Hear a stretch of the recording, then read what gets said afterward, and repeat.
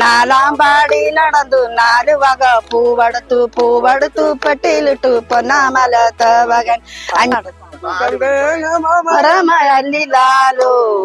അല്ലിലാലോ சாமி பிறந்த இடம் அல்லினாலோ அண்ணனாலோ அண்ணனாலே.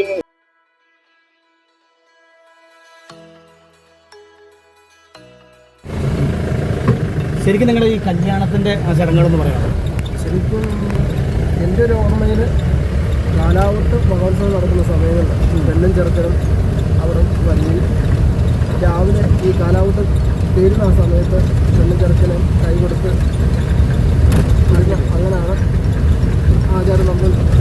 ഇപ്പം അത് മറിച്ച് നമ്മുടെ നാടുകളിലൊക്കെ ആചാരപ്രകാരം നടക്കുന്ന പോലുള്ള അല്ല, ഈ പണ്ട് കാലങ്ങളിൽ നടക്കുന്നത് ഈ ചെറുക്കനും പെണ്ണും കൈ കൊടുക്കുക. ചെറുക്കനും പെണ്ണും കാലാവൂട്ട് സമയത്ത് കാലാവൂട്ട് നടക്കുന്ന ഈ വീട്ടിലാണ്. ആ വീട്ടിൽ വരികയും കാലാവൂട്ട് സമയം അവിടെ പെണ്ണ് കാണൽ അങ്ങനെയുള്ള ചടങ്ങില്ലേ? പെണ്ണ് കാണുന്ന ചടങ്ങുണ്ട്.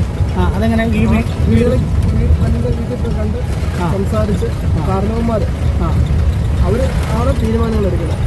കാരണവന്മാരുടെ അനുവാദത്തോടു കൂടി ആണ് പെണ്ണ് ചെറുക്കുന്ന തീരുമാനങ്ങൾ